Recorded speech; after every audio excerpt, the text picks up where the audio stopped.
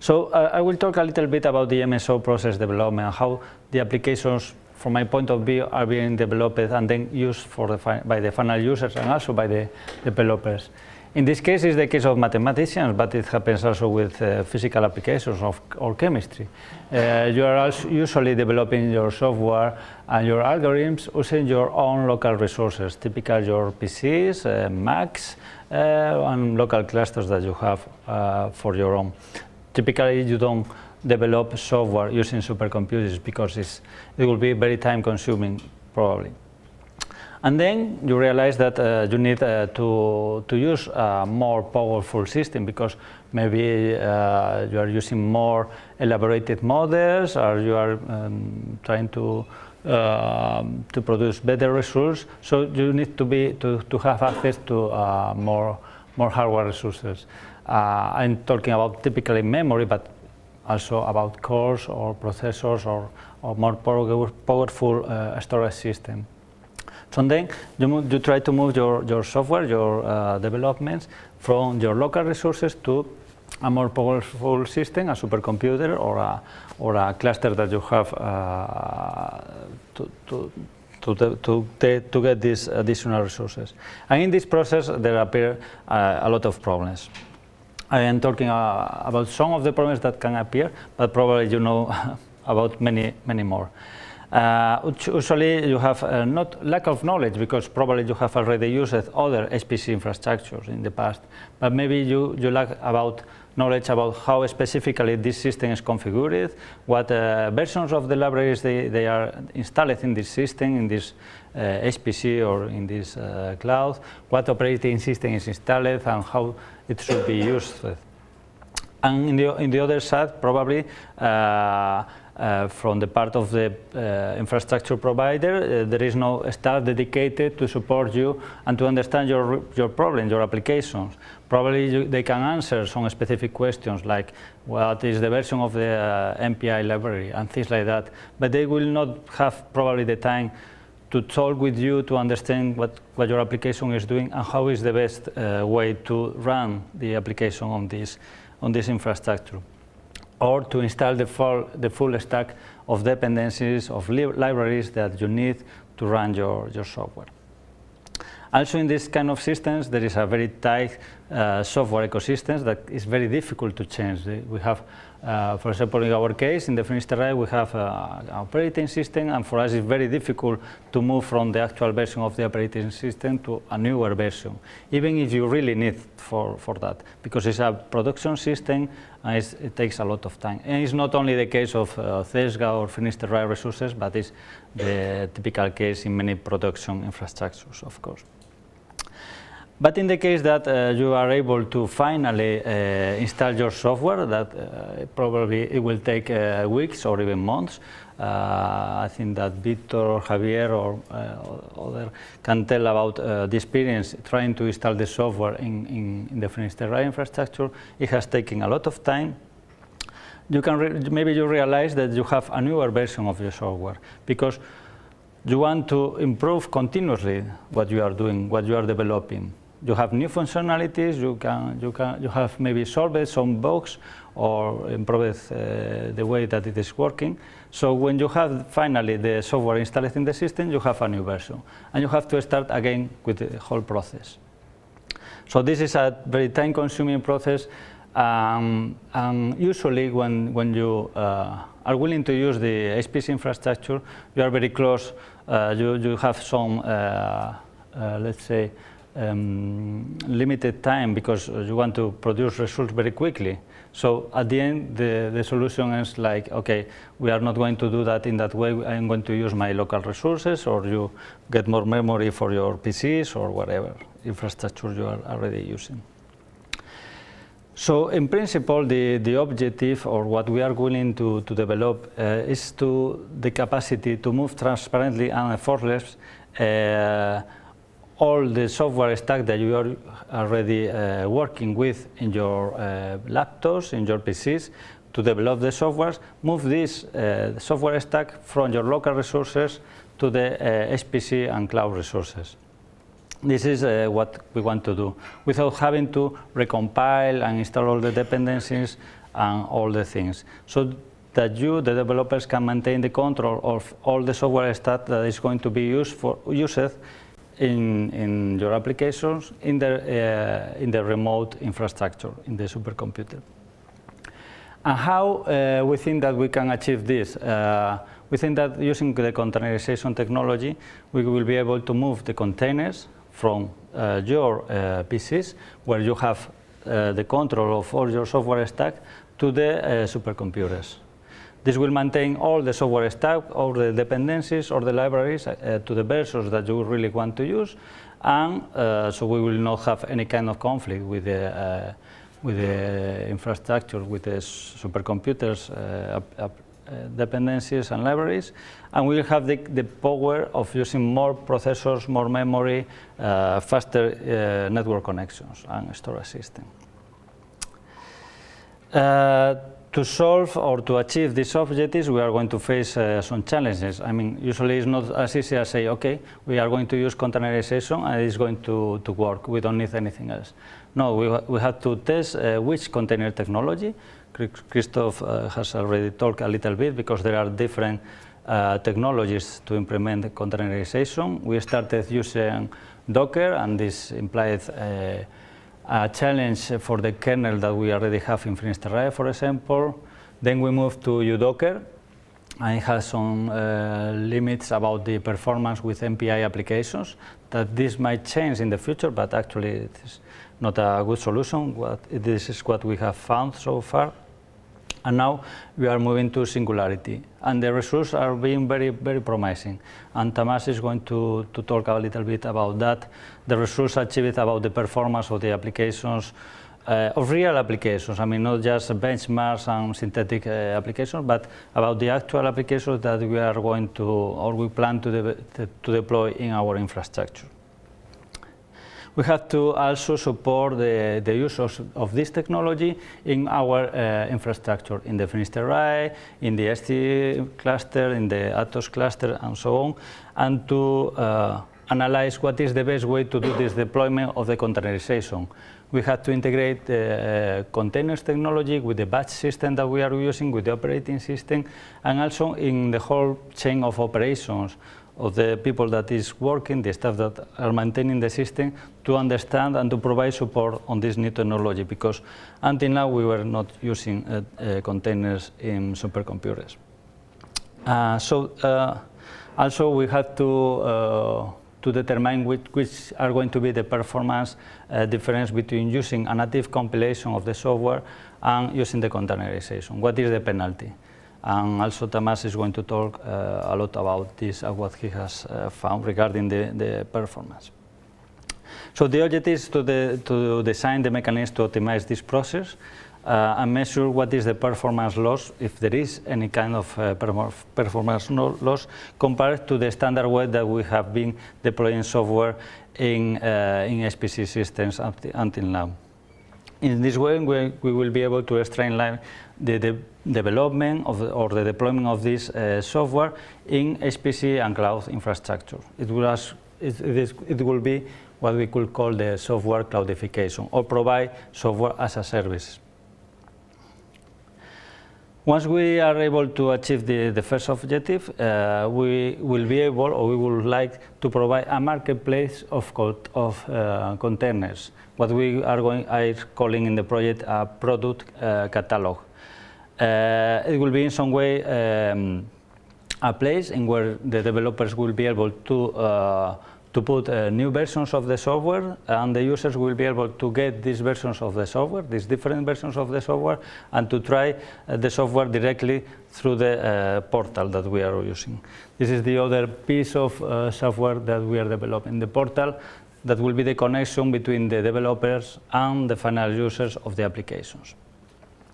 Other functionalities that we are planning to deploy is the capacity to deal with workflows or pipelines that, as Christoph explained it before, to get a real solution to a problem, you need different steps in the simulations, and with the Orchestator we are going to be able to do some kind of workflows or pipelines in the whole process.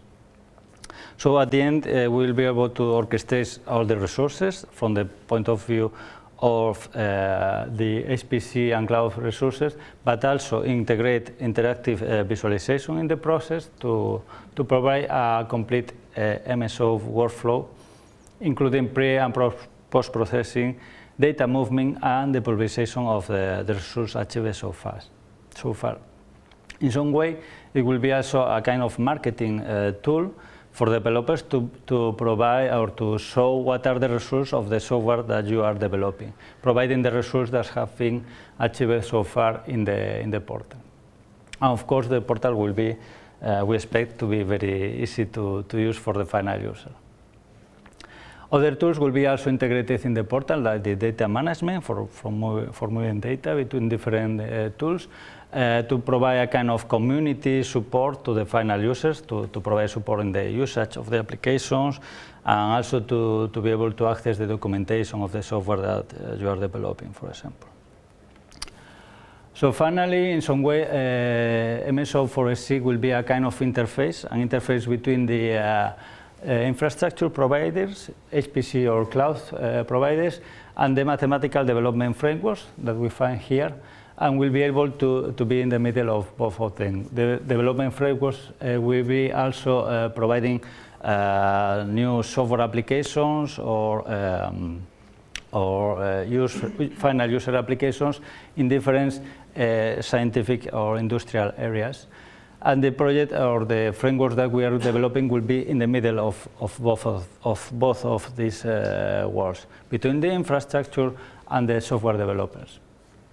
In some way, we'll provide an integrative platform for the different scientific communities to develop and exploit the software, the knowledge, and the simulation results. With the results that are achieved in this process, we will be able to know a little more about how to optimize the software that you are developing. So with this optimization, new versions of the software with improved results will be developed and available in the catalog, in the marketplace, and this will close in some way the development circle. Also, we plan to incorporate other existing infrastructure, like I mentioned, PRACE, EGI, UDAT, in this framework, so they will be able to provide resources to the developers and to the final users. And it will be, or we aim to be, a tool for opening this existing infrastructures to some communities that are actually not users of these services. Some of the required functionalities that we have detected with the help of the developers and some final users, and probably we have to include more of them. These functionalities are based on the questionnaires that on the answers of the questionnaires that we collected at the very beginning of the project.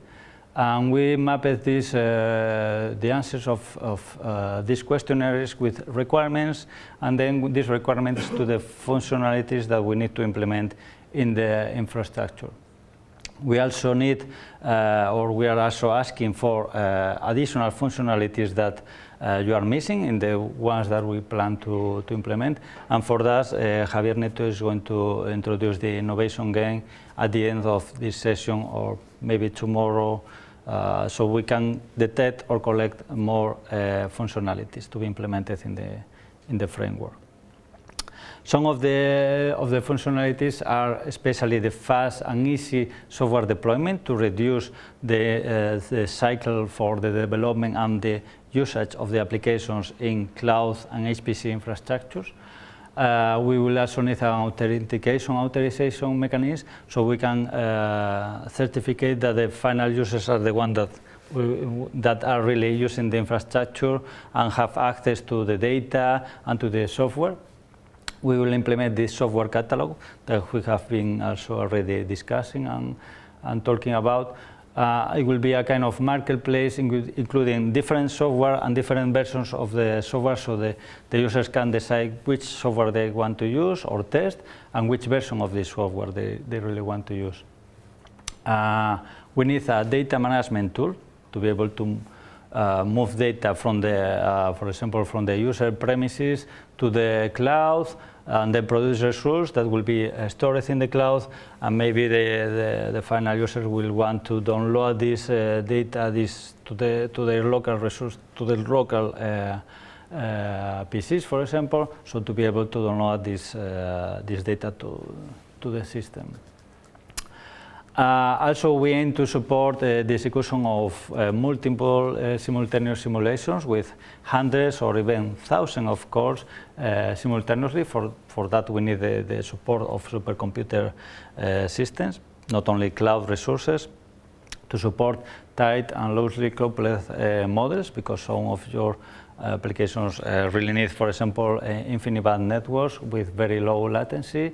We need the support for the workflow, for pipelines, so at least some not very complex pipelines, but we'll check if what we are implementing is good enough. Also for input-output data management and movement of the data, and very important, the pre- and post-processing capabilities, including remote visualization of the data that is produced. Also, it was detected that it's very important for the user to be able to interact with the simulation while it is running, to be able to, for example, to change parameters while the simulation is running, or to cancel or stop the simulation if the results that have been achieved so far are not very good, for example. So, and for that, it's also very important to monitor how the simulation is progressing. What are the results that are achieving? That if everything is going okay, or if there is any kind of issue, so they can cancel the simulation and start again with different parameters, for example. And also, it's been detected that it's very important not only to use cloud and HPC resources remotely, but if you already have your own local resources, to incorporate this infrastructure to the computation or to the simulation. For example, for confidentiality or for security reasons, you don't want your data to be moved outside of your premises, and for that we will be able to run the whole simulation without moving the data outside of your site. And for example, if you want to also use fast prototyping or using your local resources, etc. So what have we achieved, or we have been working so far during this already 6 months of the project? Well, from the WP3 point of view, that we are mainly, we know more about the infrastructure, about the HPC, about the cloud. We wanted to analyze the MSO software to know how it has to be run, what are the dependencies, and so on. For that, we put three, well, in principle, 2 infrastructure available to the developers, the Finisterrae and the SC cluster, and installed all the mathematical development frameworks in these 2 infrastructures, and started benchmarking the codes and checking the dependencies and how to run all of them. And then we produced also a containerization version of this software. In some cases, there was already a containerized version of the software available, but in other cases we had to develop or, let's say, integrate a container for some of the frameworks. And we started comparing the performance results of using containerization and the native compilation. And we, although in the first part, at the beginning, we found some performance problems when using UDocker, with the Singularity we have detected that the performance is going really, really good. We have to experiment more when using, for example, hundreds of cores, if the performance is also scaling well with the number of resources in the system, but we are very optimistic actually about the performance that we are going to achieve. And also 3 of the pilots are almost ready in this infrastructure, and we plan to also develop the containers of these pilots to check about the performance and how to run all of them. So we have been producing pilot and prototyping of different solutions and different technologies. And we have identified the technologies for this fast deployment in the clouds and HPC, but also for the final user. If they want to use PCs, for example, the containerization can be very, very useful if we want to do fast deployment. We have demonstrated some results about the performance, and Thomas is going to present some of them later. And also we will have a presentation from Victor about deploying containers in this infrastructure and with increased number of cores. We have demonstrated the use of remote visualization integrated in a web portal, and how these results can be orchestrated. That is going to be the presentation from Javier Caminero from Atos, how to orchestrate the different parts of the simulations. We have identified technologies for producing the catalog of the software, a marketplace. We are in discussion about the monitoring of the applications and the infrastructure. The infrastructure part is, we know very well about that, and the part of the applications have to be is an ongoing discussion with the software developers. Some demonstrations could be shown in the following sessions. Still a lot of work is pending, of course. We have almost 17 months left, so we have a lot of work to do, but we have tested and produced some proof of concepts very important. About the monitoring is something that is going on. We want to do not only monitoring, but also that this monitoring is intelligent and very useful, producing added value to the final user. So it can provide not only informative data, but also predictive and correct information to the final user. To know about the status of the infrastructure, what are the resources available, and about the simulations, about how the simulations are running, if they are already running, or they are pending, or they have finalized, and how the simulation is progressing, and how much is the estimated time to finish the simulation. So we had to work on the proofs. I have to finish, I know. I am almost ready. On the proofs to get the information that we want to collect, how to manage the log that are producing the applications, and how to store all this information, and process all of this information in a way to produce very useful information for the final users, and to be able to provide some kind of monitoring dashboard.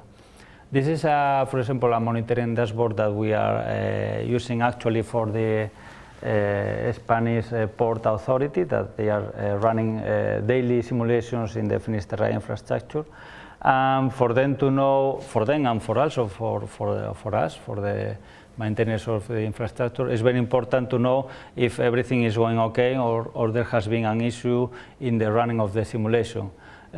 Sorry, but because it is in English, but I think that you will understand that the red colors means that something is failing. And the green colors means that some of the simulations have been run correctly. And then you see not only that they failed or worked correctly, but also some, let's say, results about how much time it took the different steps of the simulations, and how everything went about the simulation. So our intention is to produce a kind of dashboard to the different softwares about how the simulations were going on for the final users. So in the next presentations, and this is my last slide, sorry, we'll have an overview of the portal in the infrastructure orchestrator, including a complete demonstration of these technologies, about the use of the base technologies to support the fast deployment of the software using containerization, and a complete workflow of the MSO process, including remote visualization on HPC infrastructure. Also, we'll have some results of performance on the containerizations and on the PRACE services that are available to the users thanks to Oreo. And that's all from my time. Thank you.